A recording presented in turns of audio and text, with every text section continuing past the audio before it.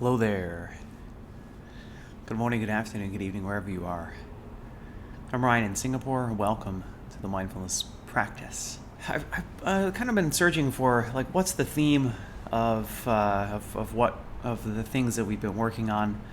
It's kind of like where am I going? Like what am I getting out of my meditation practice? So beginning to kind of break it down a little bit into other pieces. So last time we were talking about the taming the elephant. So using this kind of the Thai analogy about how to tame the mind.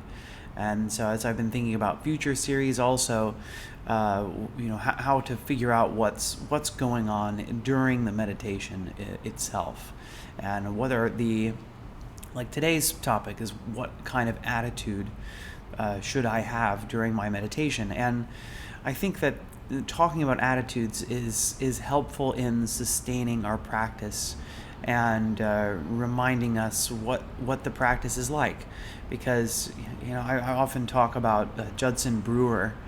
Judson's a researcher at Brown who's been does a lot of been doing a lot of research on mindfulness and smoking cessation, mindfulness and addiction, and the efficacy of mindfulness on trying to quit a habit that you like to quit.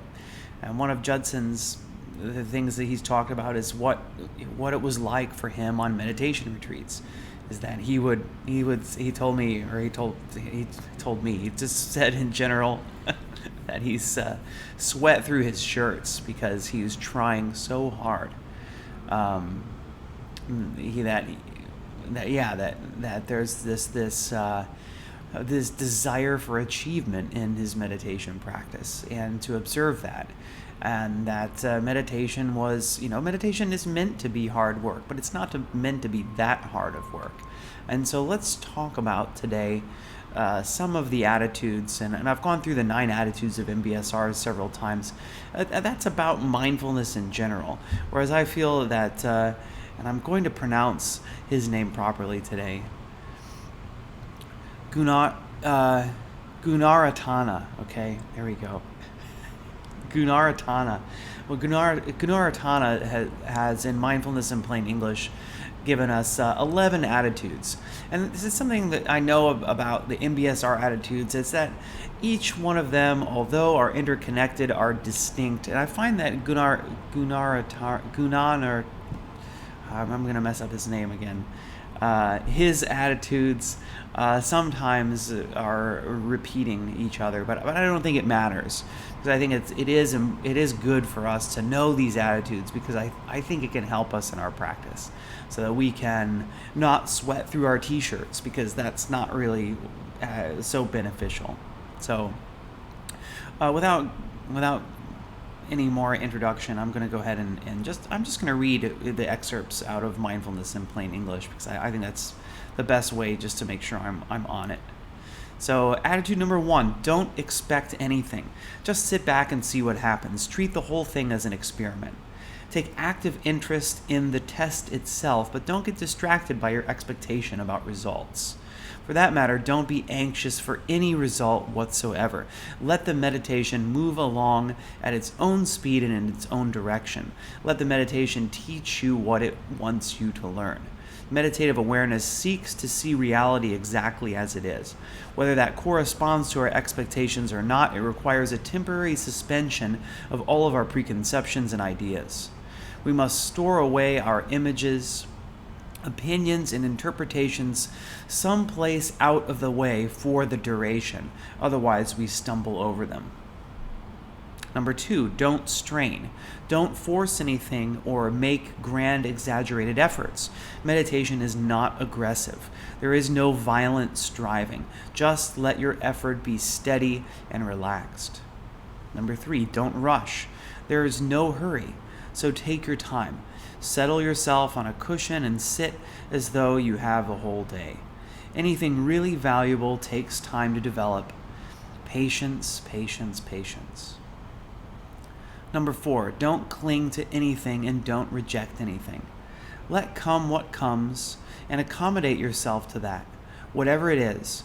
If it's good mental images that arise, that is fine. If it's bad mental images that arise, that is also fine. Look at it all as equal and make yourself comfortable with whatever happens. Don't fight with what you experience, just observe it all mindfully. Number 5, let go.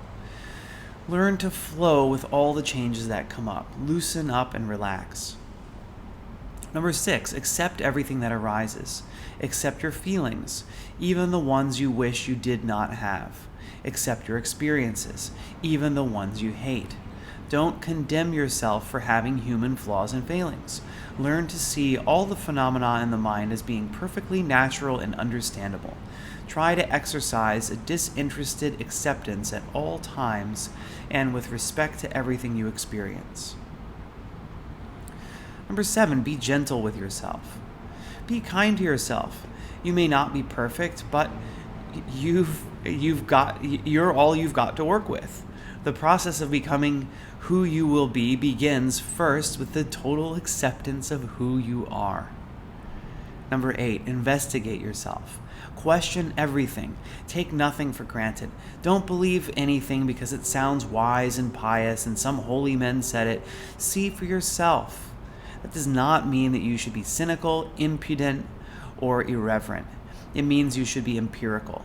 Subject all statements to the actual test of your experience and let the results be your guide to truth. Insight meditation evolves out of an inner longing to wake up to what is real and gain liberating insight to this true structure of existence. The entire practice hinges upon the desire to be awake to the truth. Without it, the practice is superficial. Number 9, view all problems as challenges. Look upon negatives that arise as opportunities to learn and grow. Don't run from them. Condemn yourself or bear your burden in saintly silence. You have a problem? Great. More grist for the mill. Rejoice, dive in, and investigate. Number 10, don't ponder. You don't need to figure everything out. Discursive thinking won't free you from the trap. In meditation, the mind is purified naturally by mindfulness, by wordless bare attention. Habitual deliberation is not necessary to eliminate those things that are keeping you in bondage. All that is necessary is a clear, non-conceptual perception of what they are and how they work. That alone is sufficient to dissolve them. Concepts and reasoning just get in the way. Don't think, see. Number 11, don't dwell upon contrasts. Differences do exist between people, but dwelling upon them is a dangerous process. Unless carefully handled, it leads to directly to egotism. Ordinary human thinking is full of greed, jealousy, and pride. A man seeking another man on the street may immediately think he is better looking than I am. The instant result is envy or shame. A girl seeing another girl may think, I am prettier than she. The instant result is pride. This sort of comparison is a mental habit, and it leads directly to ill feeling of one sort or another. Greed, envy, pride, jealousy, hatred. It is an unskillful mental state, but we do it all the time. We compare our looks with others, our success, our accomplishments, our wealth, our possessions, or IQ. And all of these lead to the same place, estrangement, barriers between people, and ill feeling. Okay. So I hope that's a bit helpful. I really like, I like all of these. But I think don't ponder. I really like don't ponder because I think that this is, I think that thinking is a huge issue, can be a huge issue in our meditation practice, that we come across a thought that's disturbing. We come across a thought that we don't like, or we come across a thought that is like, I need to do this, right? Oh, let me stop my meditation and go write it down, right? Like this is these kind of thoughts that lead to pondering are. I think this really tends to be a big trap in a lot of people's meditation process. and experience. That we think of something troubling comes up, and we go, I have to solve this right now. And I think that this is really, you want to get the most out of your meditation process. Do not solve the problem right now. Now is the time to let go. Now is the time to come back to the meditation. After the meditation is over, I always tell myself, if it's important, by the end of this meditation, I'll remember what it is, and I'll write it down, and I'll go take care of it. But in this moment, this is the time for me to meditate. All right, it's time. We're 12 minutes in, so we need to get into the practice. So, welcome everybody. Please get yourself into a comfortable posture, and we will be, maybe that's the theme today. Don't ponder. We will be focusing on the breath. And we will be focusing on the breath of the nostrils again. So I know often in this practice with me, we're focusing on the abdomen. We're going to spend a few sessions focusing on the nostrils, just so you can feel that contrast, notice the difference. So first, begin by feeling into your posture. Notice your posture.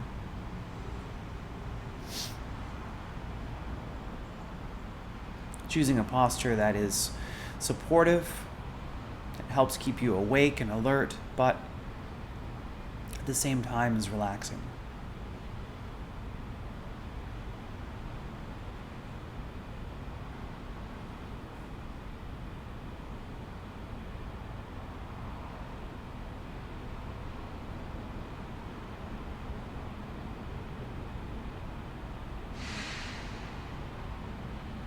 So what's the body feel like? So I'm rolling my shoulders because as I scanned through my body, that was one of the first things that I noticed. Tight shoulders and tight neck. So just making a few motions here to assist in initial relaxation.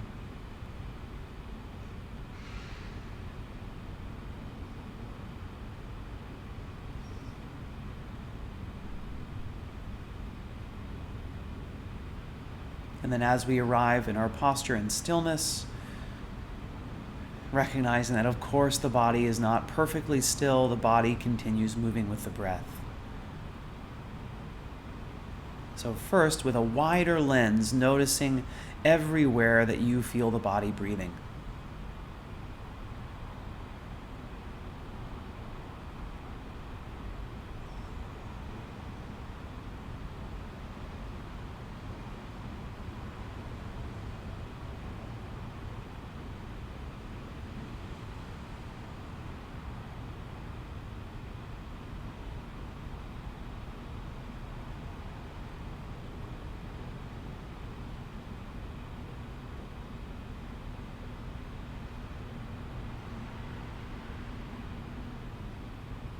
Maybe you're feeling the abdomen moving, the chest moving,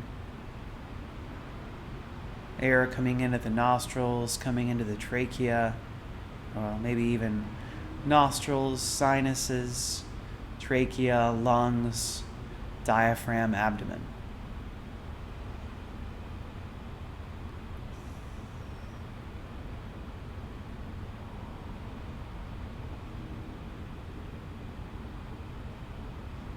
Abdomen, diaphragm, lungs, trachea, sinuses, nostrils.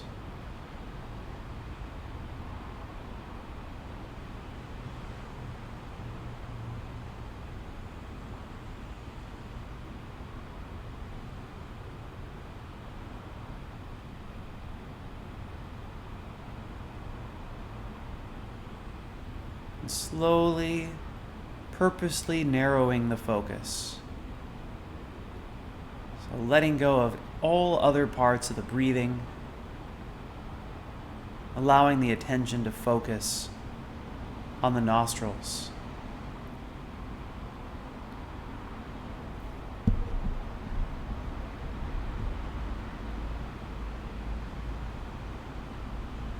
Feeling warmer air going out. Cooler air coming in.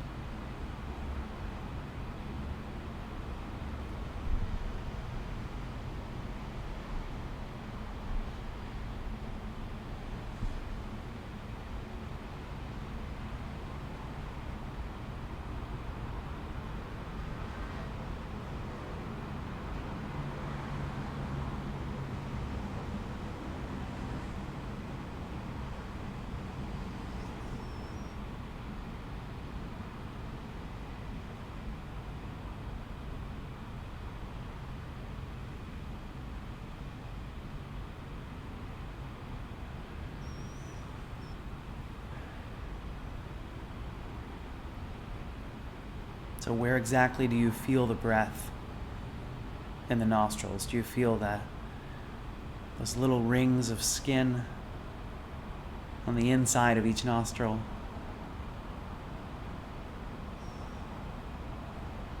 I mean, it is the sense of touch, right? But we're not being physically touched by anything. What is that like? What is the feeling of air moving across your skin feeling like? So again, not pondering it. Investigating with that present moment awareness. What's it feel like to be breathing?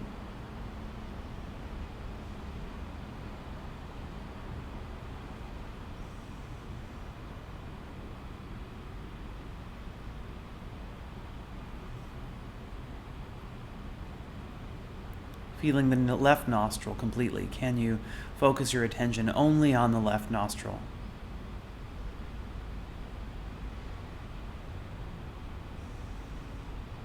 Cooler air as we breathe in,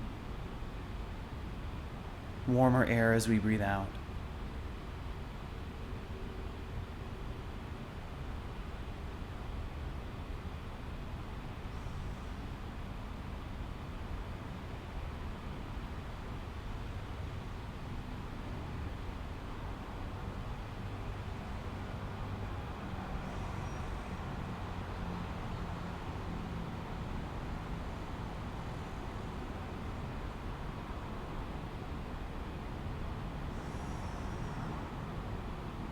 And now the right nostril.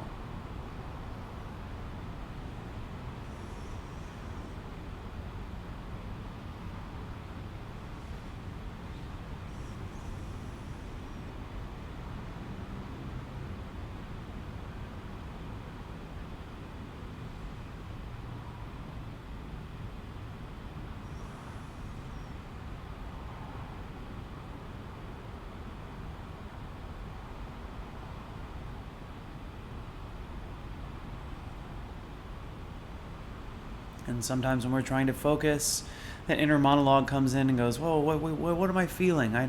I can't feel anything. Oh, there it is. Oh, I feel my breath now." So seeing if you can let go of this inner monologue, this inner voice completely. Instead of wondering, just experiencing.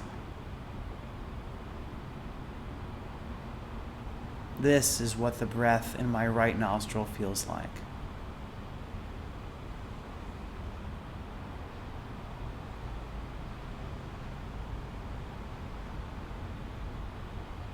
Now letting go of the right nostril, bringing into awareness the skin right below the nose.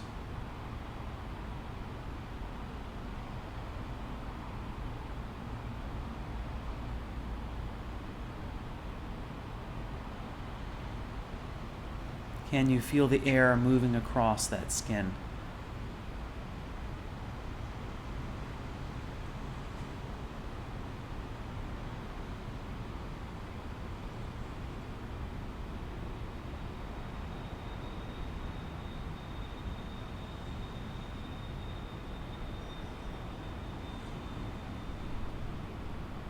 So allowing everything else to be a distraction, even the wind moving through the room, the sounds around you. Seeing if you can focus your attention here at that piece of skin right below your nose. And maybe you don't feel anything, and then this is okay. As best you can, observing, trying to focus on that little space.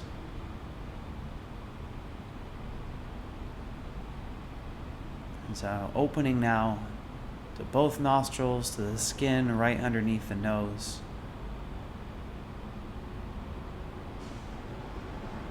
Seeing if you can be aware of each and every breath that passes in and out of the nostrils.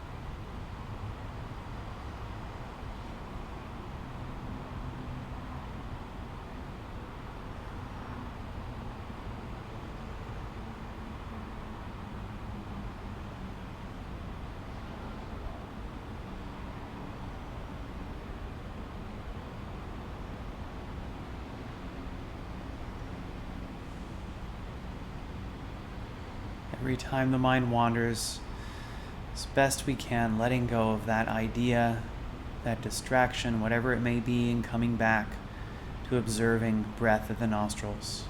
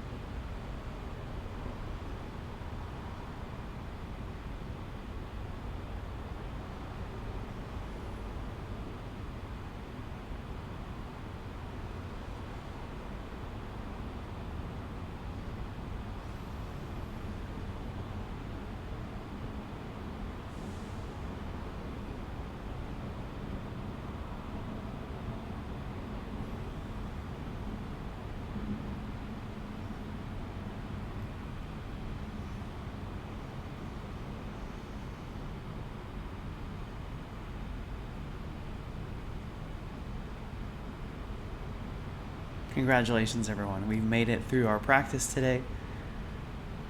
And I'll close practice with 3 rings of the bell.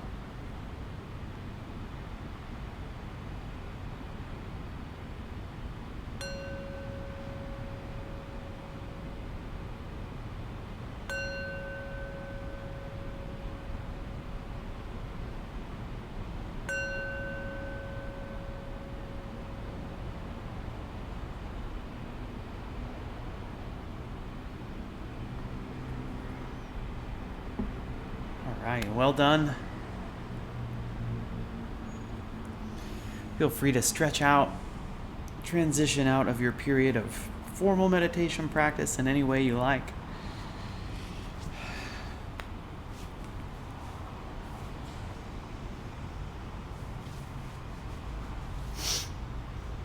And how to practice go today? Any questions about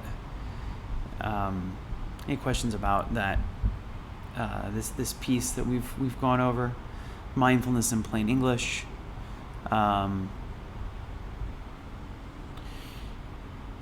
Mindfulness in plain English is available. There's a PDF version available on theravada.gr, wherever that is. But I usually use that as my reference, and I think it's good that this is it's available to anybody. Mindfulness in Plain English kind of holds a special place in my heart because it's the first book, the first mindfulness book that I read. As after I finished MBSR, I was about to go on my first retreat, and my teacher recommended this book, and I think it was good. It helped me to kind of set up my attitudes, set myself up before I went on this retreat. And furthermore, this book has a special place in my heart because I printed the entire book out and handed it to someone in the Hong Kong's Tung Fook Correctional Institute. So someone who is suffering, who we don't talk about why he was there, why he was in prison, but he really couldn't get help from. He wasn't helped by his suffering wasn't reduced by seeing a psychologist, and he was just being really depressed, and so teaching him about mindfulness, and also his using this book. When I came back to the prison the next time afterwards, he was really grateful, and he made me a Christmas card because of just the transformation about his attitude of being there. So I think this book it's powerful, and it's powerful, but it's super simple. It's really that's why it's called Mindfulness in Plain English. It's just kind of the ground floor for just kind of getting into meditation and helping to kind of calibrate your practice. Okay, I'm going to have a look at the chat here before I roll on. And before I look at the chat, I want to say, okay, no, I'm looking at the chat first, and then I'll share my little minor announcement. Yeah, worthless bare attention. What's yeah, what is that? Okay, and I'm reading down. Cece's like, where is the PDF? I will post it in Ryan's Daily Mindfulness Circle. So that's, for those of you who are new here, you've never joined this, any of my live events before. I have a circle, a group here on Insight Timer called Ryan's Daily Mindfulness Circle. Join that group. There's some chat, some summaries, some links and stuff that show up in there. I will be sure to post the link to the PDF version of Mindfulness in Plain English in there. Janice says, I really like the focus on the nostrils and even the left and right nostrils. It helped me stop my inner dialogue and just feel the sensations. Awesome feedback. Thanks, Janice. I think that helps. I think that's it, right? I mean, Janice, you're getting into the key of how meditation works. So it's this kind of focused awareness on the body with this kind of curiosity that helps keep us focused on the present. And it takes effort to keep that kind of focus up, but this is monkey mind, right? That's exactly what we were talking about with monkey mind last time. Is that monkey mind is the mind has got to go do something. The mind has to be busy with something. So instead of letting it go crazy, be naughty, we say, here's the task. Focus on the left nostril. Focus on the right nostril. Thanks so much, Janice. Thanks, Heidi, for sharing. And I think we all can wish well to those who are imprisoned or incarcerated for whatever reason, because there is a lot of suffering there. And I guess I won't go into that, but that is part of my it is part of my obligation. I feel like trying to help ease suffering, especially in places where there is so much suffering and not so much way to ease it. So I'm really happy and I'm still looking. I haven't I guess I'm not actively looking right now. I do have some prison contacts here in Singapore. I think that's something that this has reminded me I should probably get on. Well, thanks everybody for sharing. I'm sorry to hear about the suffering of your children, and your own suffering because of it. I like the idea of problems being seen as challenges, says Sybil. Thanks for sharing. Wordless bare attention. That's it. Yes. Thanks, Barbara. Wordless. That's right. Wordless bare attention. Yeah, and that's so right. Wordless bare attention is that. I think that's it. Is that we're just so used to this thing going, constantly having some chatter inside, and so when you focus your attention with that kind of curiosity, with that giving your monkey mind some tasks to do, the words vanish as we get into that observation of what's happening in the body in the present moment. Janice says, I really hope I can do that type of focus when I'm stressed and anxious. Especially when I think it works when the stressful, anxious thing isn't right in front of you. I mean, not to say that focusing on the breath isn't helpful in stressful situations.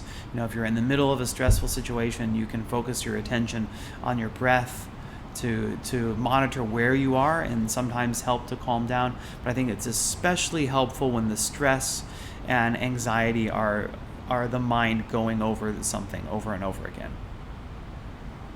And I hope that I can do that type of focus when I'm stressed and anxious. Don't worry, you will be able to.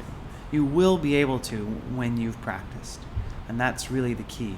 And I mean, I'm a testament to it. Was my aha moment when I felt stressed, angry, anxious, and suddenly without my conscious awareness or my conscious control, without me trying to do anything at all, my mindfulness automatically kicked in that moment because I had been practicing every day. That's why I'm here. This is why I want to be live on Insight Timer, why my intention is to help you to practice daily, because I want you to be able to see the benefit of daily practice. And as we close today, as we wish well to everyone, do remember to wish well for those who are incarcerated. Sybil says it helps in the dentist chair. It certainly does. It helps, and I also used my mindfulness practice while I was sitting outside the operating theater, waiting to go in, waiting to be gassed, and waiting to be, have some anesthetic pumped into my veins. Like that helps. It really helped to keep me calm during that time. I can still see the chat, Rachel. I can see everybody else's chats as well. Yeah, Jean says the apps get kind of wiggly with the chat sometimes. The announcement is that it's small announcement is that I won't be having my regular long Saturday practice, and that's just because we have house guests. Some of our oldest friends are coming in from Jakarta to visit, and I have been told that talking at 5 a.m. in our apartment is disruptive and wakes people up, especially when we have house guests here. So I get that. I don't really want. We've had guests here before that woke up and heard me talking. So I get it. I like doing this, but maybe I need a room where, I don't know, maybe I need a bigger apartment here in Singapore. Maybe our apartments aren't big enough anyway. All right, I gotta go. It's past time for me to wake up the kids. So it's my goal to, not expecting it, but love to reach the higher level. Thanks, Ren. And that is a perfect segue into the next set. So on the higher level or whatever, like what is the higher level? So we're going to walk through next time, start walking through the 10 bowls of Zen. I'll tell you about my experience, how I first got introduced to those, and we'll take a few sessions to get through the 10 bowls of Zen. And that really is kind of like, what's my level of meditation? All right. Thanks so much. Wax earplugs. That's right. Be like, here are your earplugs. Welcome to the Grimes household. Here are your earplugs so that you can sleep while I'm leading my morning meditation session. Let's send our well wishes out to ourselves and to each other.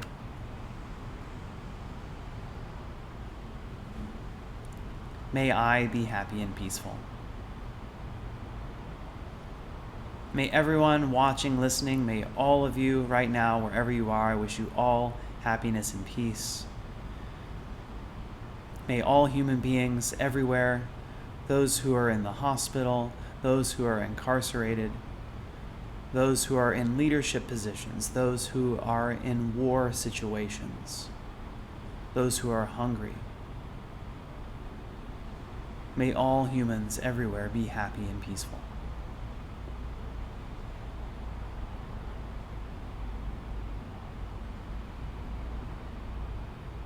Yes, Gary. Yes, and yes, Gary. That could make your emotions go crazy. The body and the mind are not two distinct things; they are interconnected. So thanks everybody. Thanks for the chat. Thanks for being here. I'll see you next time. Bye-bye.